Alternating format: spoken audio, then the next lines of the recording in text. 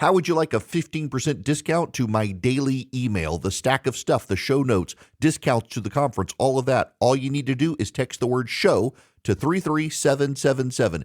You'll get the annual subscription with a 15% discount to my daily email. You'll get the stack of stuff, the links to the show notes, discounts to the conference, and so much more. All you have to do is text the word show, SHOW, to 33777. Text show to 33777.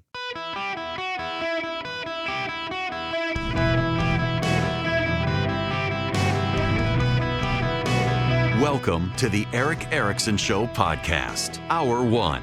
We got to begin, maybe for one of the last times, as we wind things down on the Iran situation.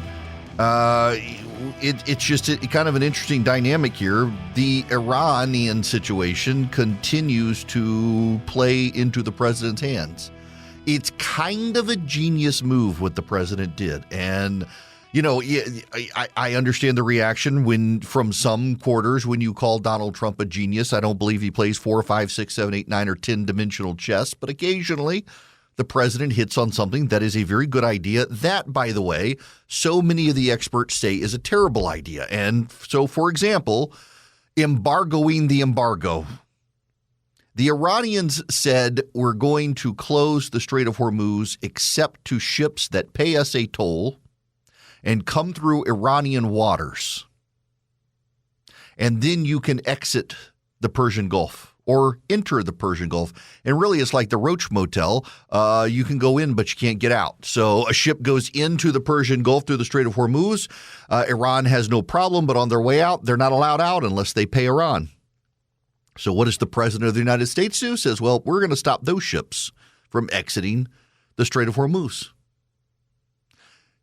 As a result, you can go in, but you can't come out unless you take the U.S. Navy supplied path out of the Strait of Hormuz that has been cleared of mines.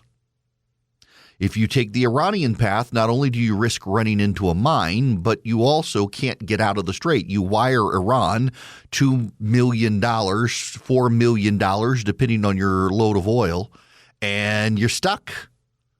You can't get out. The American Navy blocks your path. Not only that, you can't get into Iran's ports to fill up with oil. You can't leave Iran's ports with your oil. The American Navy won't let you. One ship was able to get out. They had filled up in the United Arab Emirates. But turns out it was on a list of flagged tankers by the United States Navy that sailed on after it and froze it. That ship is now stuck in the Gulf of Oman, unable to leave to take oil to China. The United States is blocking tankers from landlocked nations. Now, how does this happen? That Malawi and Botswana, they are landlocked nations, and yet there are oil tankers flowing into the Strait of Hormuz, flying their flags. Now, I've looked on a map. In fact, this very morning, I looked on a map. I will do it again. Pull up my Apple Map program on my Mac. Going down to Botswana. Botswana is there is a body of water. They have the Supan but I'm looking. They've got the Limpopo River. The Limpopo River. Well, it flows out through, but it's not deep enough. How do you get an oil tanker through the Limpopo River? Let's see Malawi. Let's see. I'm looking at Malawi. Well, they've got Lake Malawi. Lake Malawi flows into Lake Chilwa. There's no navigable river to be able to get to Malawi. So how is it Botswana and Malawi have super tankers, oil tankers that can flow into the Strait of Hormuz and fill up with 4 million barrels of oil that they can't get to Botswana and Malawi? The American Navy had the same question you and I have, and guess what? They've blocked those tankers. They don't care that they're not paying the Iranians. They don't care that the Iranians are willing to have them. They filled up with, we believe, Iranian oil, and we're not letting them out of the Strait of Hormuz. So there's a spillover problem, folks. Iran has one way out for its oil. Iran lacks pipelines with other countries. Why? Because Iran is not friendly with other countries. Turkmenistan won't allow Iran to have a pipeline through Turkmenistan because Turkmenistan is an oil-producing country, and it doesn't want the competition. Azerbaijan won't let Iran have an oil pipeline because Azerbaijan is at war with Armenia and is afraid that the Armenians would sabotage the pipeline and cause an ecological disaster. Iran could potentially get a pipeline through Turkey, but the Kurds could sabotage it. There are some pipelines that Iran is able to connect to, but they're not highly productive pipelines. Iran flows its oil through the Strait of Hormuz. This morning I had to drive to Atlanta, Georgia. I got in my car at 8:15. My car said I would arrive at my destination at 9:30. At 9:30, my car told me I would get to my destination at 10:15. Welcome to Atlanta. By about 9:50, it dawned on me I really have to go to the bathroom. By 10 o'clock, I was starting to think I got an empty cup in my car. I got where I was going about 10:05. And, well, a disaster was averted. But the fluid had to go somewhere, and there was a big backup. I realize some of you are thinking, TMI, what does this have to do with Iran? Well, Iran's oil bladder is full. That oil's got to go somewhere, and there's nowhere for that oil to go. And if there's nowhere for that oil to go, unlike a human being who can't cut off the access to the bladder, Iran has to cancel its pumps and shut down its pumps. Iran has to shut down its refineries. Iran has to shut down its economy. If the spice doesn't flow, Iran can't grow its economy. Look at my little Johnny Cochran that I just did there. Iran has to have the oil exit through Karg Island or several other facilities into the Persian Gulf, into tankers, and flow out of the Strait of Hormuz for Iran's economy to function. Iran's economy functions on two things now. One, tolls of ships paid in cryptocurrency to Iran flowing through the Strait of Hormuz, and oil flowing mostly through Karg Island into ships going to China, Cuba, and elsewhere. And none of that can happen. The President of the United States has sealed up Iran's economy. Iran thought it had a leverage point on the United States, and for a time it did. Oil prices went up, and the President of the United States got concerned, and Iran thought they made the President of the United States blink because of global economic pain that spilled over into the United States. And what did the President do? If you can make our economy hurt, we can make yours hurt even more. And that is what has happened. The President of the United States shutting down Iran's access to the Strait of Hormuz is causing Iran's economy to collapse in free fall. The Iranian Chamber of Commerce. Now, isn't this the funniest thing? Iran has a Chamber of Commerce. I didn't even know Iran had a Chamber of Commerce. They've got a Chamber of Deputies, they've got a Chamber of Ayatollahs, and they've got a Chamber of Commerce. And Iran's Chamber of Commerce is saying right now it's going to take 12 years to rebuild the Iranian economy. 12 years. And if the oil doesn't flow, the economy is going to collapse. This is my friend Victoria Coates last night on TV. Take what was supposed to be the leverage for the Iranians and turn it into leverage for us. And it's because of what he did during the first term with the maximum pressure campaign, pretty much undermining that economy. The Biden people let up, but the Iranians didn't invest the economic windfall they got under Biden. They spent it on things like October 7th. So now they're weak again. And they had bank failures last October. They're having their stock exchange has been closed since March. Their internet's been down for 1,100 hours. This is not recoverable from. So the vice president's 100% correct. This is going to resolve itself in our favor only because of what the Iranians have done to themselves, as well as the very effective Operation Epic Fury. Yes. Thank you, Victoria. Said it better than me. All of these talking heads in the press told us that Iran came out of this the better. Remember, just 2 weeks ago, all of the talking heads were telling you, other than me, that Iran was getting rich. Iran was getting rich off of this. Iran's economy is free falling now. Iran's economy is collapsing. Complete free fall. Why? Because of the president of the United States asserting maximum pressure. Iran still has embargoes. Iran is cut out of foreign exchanges. Iran's internet is down. They took it down so people could not coordinate opposition to the regime. But you know who else cannot work with the internet down? The banks. You know who else cannot work? The merchants. You know who else cannot work? Industry. They got to connect to the internet to be able to function now. We're in a global economy. It's why China hacked into our telecom network so they could cripple our telecom structures if they wanted to. We have crippled Iran's telecom infrastructure, and Iran doubled down and crippled it further so their people can't plot against them. So their telecom is down. As a result, their merchants cannot do business on the global stage. And they were limited to begin with. They only had limited partners on the global stage, and now they're cut off from them because the internet is down. They're cut off from their oil sales. They're cut off from their tolling of the Strait of Hormuz. Iran is now cut off. That is why Iran has announced they would like to come back to the table on Thursday. To do what? To negotiate. What? Ending their uranium enrichment program. Now, Iran says they'll give it up for 5 years. We want 20. Iran's Chamber of Commerce says it'll take 12 years to rebuild their economy, but the Iranian regime is willing to pour all of its resources into uranium enrichment. That's not going to work. This is Keith Kellogg on Fox with Larry Kudlow. They're going to have to understand they're not playing with a full deck of cards right now. They don't have any of the advantages. If President Trump has to go hard, he can take Carg Island with the 82nd. He can take the islands in the Gulf with the Marines out there. We're going to sweep the islands with our minesweepers. We probably have the 4 that are in Japan coming in.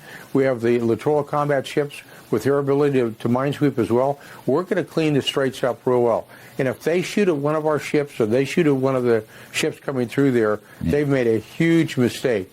They just have to realize, they haven't yet, that they have none of the cards in this game. President Trump has it all, and they're dealing with a massive negotiation. And think about the Iranians. They went into peace thinking they had won. The New York Times heralded them the winners. The Economist said they had all the leverage. The Financial Times declared them the winners. And suddenly it turns out, well, they believe their own press. The worst thing you can do in politics is believe your own press. And the Iranians believe their own press. They believe the Financial Times. They believe the Economist. They believe the New York Times. They believe the American media that has been betting against and rooting against Donald Trump, who has outplayed them all on this. I still think we need to go back in and bomb them. The Saudis and the Emiratis, the Bahrainians, the Israelis all think we need to go back in and finish the job. They think Iran, with this present situation, is becoming even more unstable. They think that it is worth it to go in and bomb them. And lo and behold, look what has happened. The Israeli and Lebanese ambassadors showed up to meet with Marco Rubio to talk peace between Lebanon and Israel, premised on the idea of purging Hezbollah from Lebanon. The global press and the Europeans rushed hard to try to get Israel to stop bombing Hezbollah. And Lebanon spoke up and said, no, we'll take care of this ourselves. And what was their play to take care of it? Find peace with Israel to wipe out Hezbollah. That's a problem for the Europeans. It's a problem for the Europeans because the Europeans have a lot of Lebanese Hezbollah sympathizers that have settled in European countries, and they're afraid of what might happen in those countries if you cut off Hezbollah. And today in Washington, D.C., the ambassadors for Lebanon and Israel are starting to do that, cutting off one more leverage point for the Israelis. Why? Because the President of the United States decided to embargo the embargo, and everyone laughed at him for saying he was going to do that. And it turned out to be maximum pain for Iran. Now cutting off Hezbollah as well ends Iran's leverage in the Middle East. You know what? I wasn't even going to go here, but I just, a buddy of mine at Newsbusters sent me this clip. I'm going to play it for you now. Be prepared. It's Joy Behar. But Jesus himself did not run around saying, I'm the Messiah. I'm the Messiah. Jesus kind of did say he was the Messiah. You're supposed to have a little bit of... That's exactly what Jesus said. I am the Messiah. You know what? No, he did not. It's been a minute since Here's the thing. The Pope's got him. He's got God behind. She just said, I knew Jesus. Jesus was not narcissistic like this guy. But when you are the Messiah, it's not narcissism to say it. Yes, it is. Wow. Yep. Now, I realize Joy Behar is not a Christian, but to say Jesus never said it. No, he said, I am. I am. And everyone at the time knew what he meant because that's what God told Moses. And also that it would be narcissistic to say you're the Messiah. Not if you're the Messiah. Is it narcissistic for the King of England to say I'm the King of England? No, good Lord. Well, there you have it. I realize she's not the president of the United States, but good gracious, this woman. I was actually going to tell you all about Cuba, that, the Cubans have decided to get the president of Cuba to stop negotiating with the United States. They brought back Raul Castro out of retirement to negotiate to try to preserve the communist state. And guess what? Marco Rubio's having none of it. The Cubans are getting none of the oil from Iran now. They're not getting any oil from Venezuela, and the Mexicans have stopped giving them oil out of respect for the United States. The Cuban economy is collapsing like the Iranian economy. Funny how that works. Now, I got an email last night from a longtime listener who took my word for it and went to Vision Computers and got a new computer, but he told me he wanted to do all the copying from the old computer to the new computer. He wanted it done himself the way he wanted it done. God bless him. You can take your computer to Vision Computers, and they might be able to upgrade your computer, but they can definitely get you a new computer, copy everything over. As long as it's Windows 11 compliant, they can copy everything over, good as new, but you got a brand new machine, and you get their world-class tech support with it. If you just want the tech support, you can get that too. And by the way, this goes for everybody listening right now in the United States. I don't care if you're in Alaska or Hawaii or California or Washington or Maine, wherever you are, you can take advantage of this by calling them at 404-COMPUTER. Go to visioncomputers.com. They'll build you computers and they can be your managed IT resource. Listen, if you're listening to me, Poughkeepsie, and you can't afford an in-house IT guy, Vision can be your managed computer personnel, and all your employees get the special number, one phone call, 15 seconds or less. They get a human being, not AI, on the phone, and they will take care of your tech support needs. Call them at 404-COMPUTE or go to visioncomputers.com today. Tell them Eric sent you. I have some breaking news for you. Welcome. It is Eric Erickson here. This is actually significant breaking news happening now. The Secretary of Treasury, Scott Bessent, has just notified the United States Congress that the United States will be ending the special exemption on Russian oil sales from sanctions this weekend and will not be renewing the exemption, citing continued Russian aggression and foreign involvement in places they should not. The United States will not renew oil exemptions for Russia. During the start of the Iran altercation, the United States exempted Russian oil sales from sanctions to ease our allies, including India, and their oil flow. And the United States says it's not going to do that anymore. That's very big news, in large part because so many of the experts out there who hate the president insisted that the president was going to continue to allow this exemption to go through to support Vladimir Putin. The Ukrainians have blown up several oil refineries in Russia, including the largest oil refinery in the last few weeks, crippling their capacity to produce oil into other products to begin with. So there's really no point in extending the exemptions because the Russians have lost capacity anyway.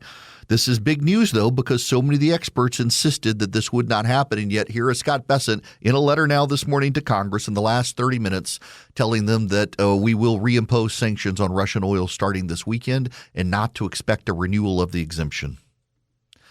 I need to tell you about Old Glory Bank. They're my bank, and they would love to be your bank. If you go to oldglorybank.com/Eric today, you can sign up with them. They are an online bank. They don't have any branches. They're headquartered in Oklahoma City, but it doesn't matter. It's like they've got branches. For businesses, they're so hands-on with them, and for individuals, their app is so great. I can even deposit cash at Old Glory Bank. Literally generate a QR code on my app. I can take it to 88,000 retail locations around the country. They scan it. I give them my cash. It goes in the cash register, and it's credited into my bank account at Old Glory Bank. I've used it multiple times, and it works. You can do it too. Your kids can get a custodial account. If you're a veteran, first responder, active duty military, they waive a lot of fees for you to make it very convenient for you to bank with them. And if you're a business, they get to know your business. They're very hands-on. They do mortgages. They do CDs. They're a full functioning bank. Even though they're online, I have not missed a beat with them being online. You won't either. Their app, their online bill pay tools, everything is just top notch. oldglorybank.com/Eric is where you want to go. oldglorybank.com/ERICK. Sign up with Old Glory Bank today. Member FDIC, equal housing lender. Terms and conditions apply. Y'all, I got to tell you that I think it's good that Eric Swalwell and Tony Gonzalez are both leaving Congress. I hate the level of partisanship here. Tony Gonzalez is a dirtbag. He is a Republican from Texas. If you can't appreciate that Tony Gonzalez is a dirtbag, he denied cheating on his wife with a married woman who had worked on his staff, and then that woman poured gasoline on herself and set herself on fire, and she died. And he denied allegations and refused to leave. He decided he lost his reelection, but decided to stick around in Congress. He had nowhere to go. He's a dirtbag. Going back to his time in local politics in Texas, there were allegations about him. And he got to Congress. And he preyed on women. And now he's going. Same with Eric Swalwell. Going back to 2010, Eric Swalwell, he was on city council in California. And while on city council in California, Eric Swalwell refused to, behave himself. Local reporters started hearing rumors about Swalwell. The problem is that the women were scared to speak up. And the local newspapers didn't want to run a story without the women speaking up for liability reasons because Swalwell's so litigious. And he continued to get elevated, and the rumors continued to swirl.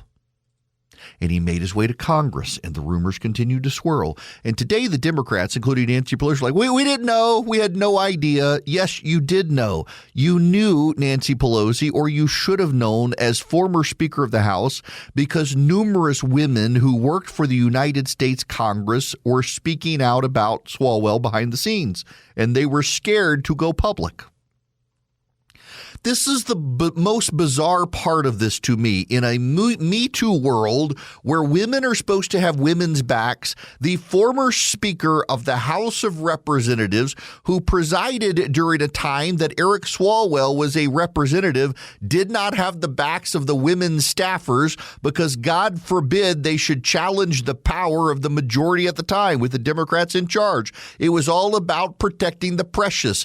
Eric Swalwell could get away with what he wanted to get away with because the entire institutional apparatus in the United States Congress with Democrats in charge were designed to protect people like him, and he knew it, and he could prey on young women. And because the press is so in the tank for the Democratic Party, the American Press Corps itself protected Eric Swalwell.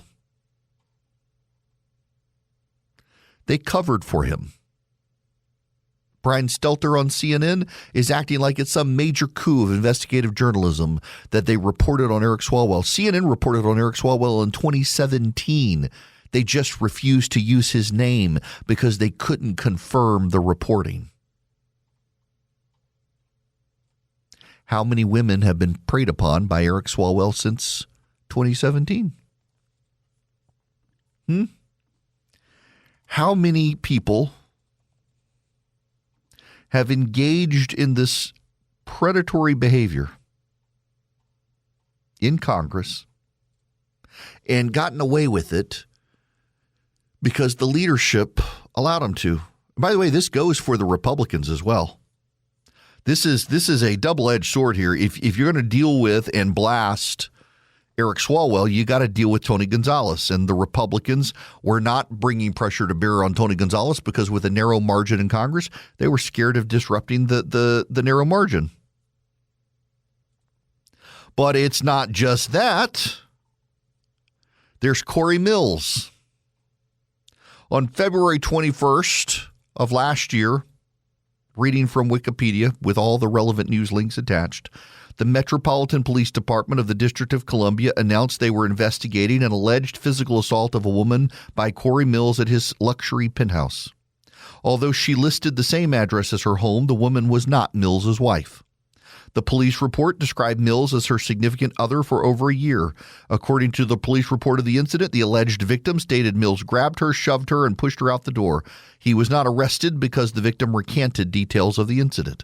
On February 24th, it was revealed that the police department sent an arrest warrant for Mills to the U.S. Attorney for the District of Columbia, Ed Martin, but for unclear reasons, Martin did not sign the arrest warrant.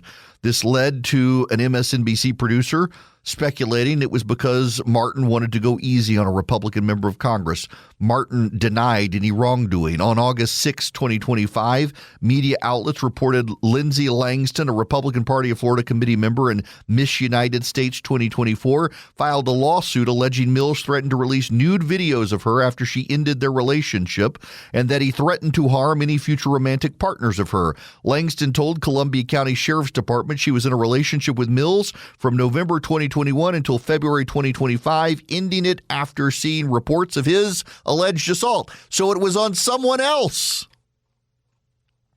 On October 14th of last year, a Florida judge granted her a restraining order against Corey Mills through the end of 2025.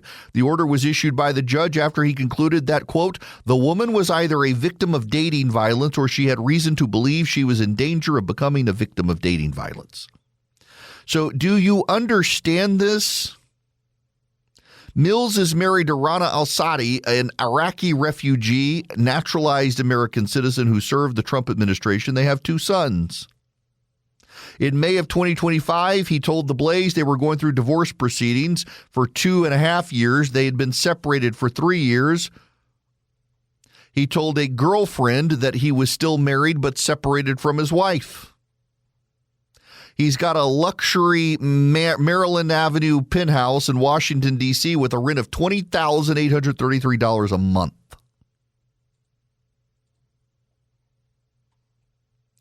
So he had a girlfriend. He was dating Miss USA and also living with someone in Washington, D.C. who he assaulted. His girlfriend broke up with him. He decided to share nude photos with her, essentially a revenge porn. Why is he in the House of Representatives? Then you've got the Democratic with Cheryl McCormick, whatever, the hyphenated last name, who has been found guilty by the House Ethics Committee for stealing government money. She's in a federal criminal trial and probably going to prison. The evidence is so overwhelming that even the Democrats on the House Ethics Committee agreed with it. You've gotten rid of Swalwell. You've gotten rid of Gonzalez. What about Mills and this other Democrat? If you want to start cleaning up Congress, clean up Congress. Mills is not a good guy. Mills is, and by the way, what is it with you Florida people? You've got two of them. McCormick, hang on, I got to get this woman, Sherfulis McCormick or whatever it is. Her full name, yes, Sheila Sherfilis McCormick. She's a Floridian. Corey Mills is a Floridian. You Floridians, what is going on down there? You elected Florida man and Florida woman to the United States House of Representatives to try to get them out of town? Now we need to get them out of Washington, D.C. It's only a matter of time before one of these Florida man members of Congress announces they're consuming bath salts or something and having a break on the Beltway. Sheila Sherfilis McCormick was indicted on federal charges of stealing $5 million in FEMA disaster money, laundering the money, and using it to fund her congressional campaign in 2021. The House Ethics Committee have found beyond a probable what is it, not a reasonable doubt for the House Ethics Committee, clear and convincing evidence that she's guilty of it. 25 ethics violations of House rules. Why is she still there? Privately, Democrats want her gone, but they don't want to reduce their numbers, and Republicans don't want to reduce their numbers. You get rid of Mills and Sir Phyllis McCormick at the same time, give Florida some special elections, make it exciting in Florida and the political landscape down there, but come on, do the right thing. Speaker Johnson, by the way, says he wants Sir Phyllis McCormick ousted, and he will look into Corey Mills. Get rid of both of them.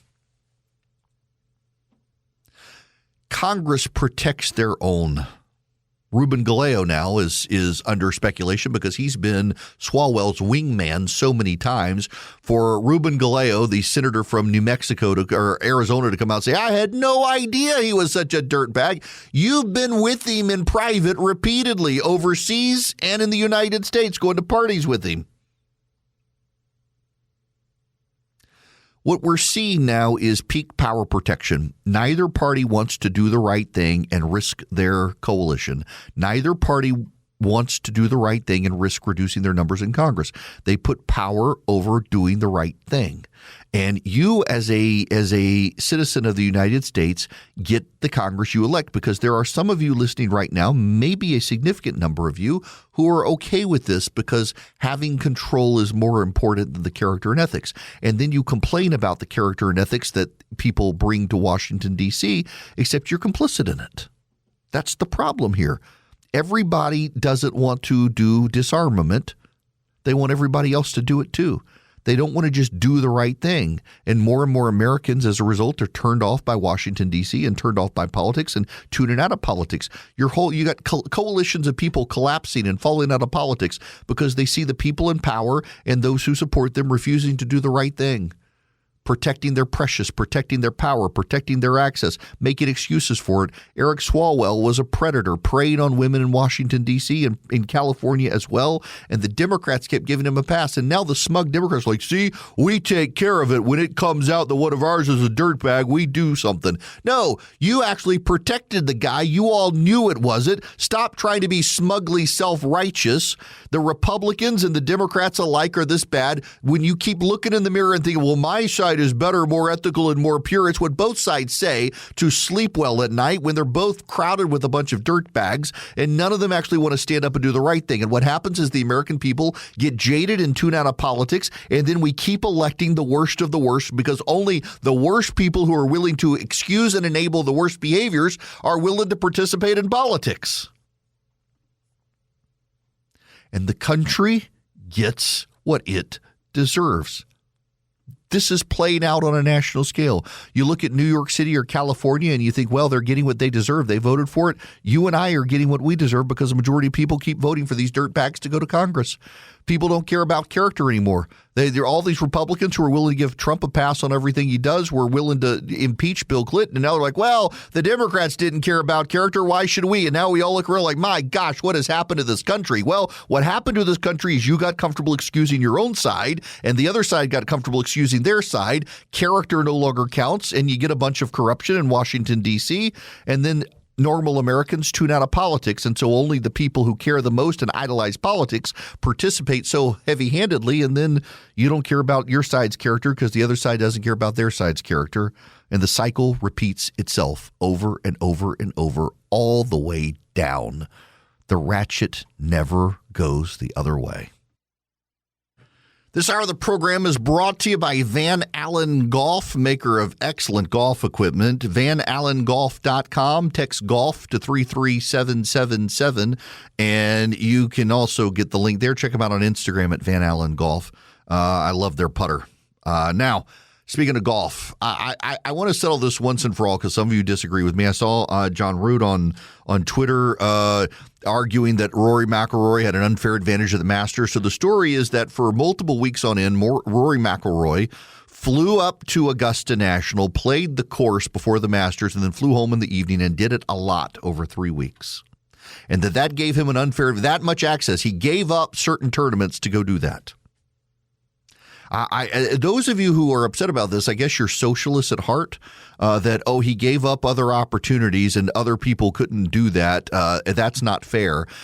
almost every single player who played at Augusta National, less than 5, I think, of them lacked a private jet sponsorship. Wheels Up, Magellan Jet, VistaJet, FlexJet, NetJets is the most common. And as part of your sponsorship, they'll fly you to Augusta National to practice as much as you need to practice. And Augusta National will give you as much access to the golf course as you want. Rory McIlroy happened to take Augusta up on the offer and had his own plane. If anything, it cost Rory more money because he had to pay for the jet and the pilot and the fuel and everything else. And the others have sponsorships with NetJets and VistaJets and Magellan Jets and the like. And he was willing to pay the money to go do it. The others were not willing, even with sponsors potentially covering the costs. I don't understand why people are complaining about this. If you didn't like him, that's fine. You don't have to like him. But to think he had some sort of unfair advantage, literally every person who played at Augusta was offered what he was offered. He took advantage of it, and they didn't. It's like complaining that someone got an A because they actually went and actually spent time with the professor who opened their doors to the class, and only one person went and did it. It's nonsense.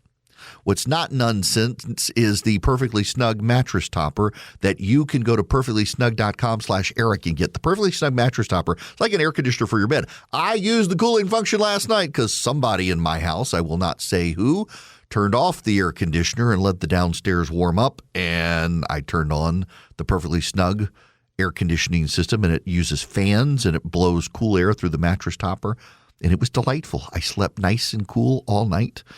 You can get one at perfectlysnug.com/Eric. You can save, I think, up to $280. Oprah Winfrey loves them. I love them. I've got one. It's even zoned, so you can have the person on the right and the person on the left having different temperatures. It heats up, it cools down, and it doesn't use water recirculators and stuff like that. It's very, very quiet, and it works phenomenally well. perfectlysnug.com/Eric. It even can adjust through the night, uses an iPhone or Android app.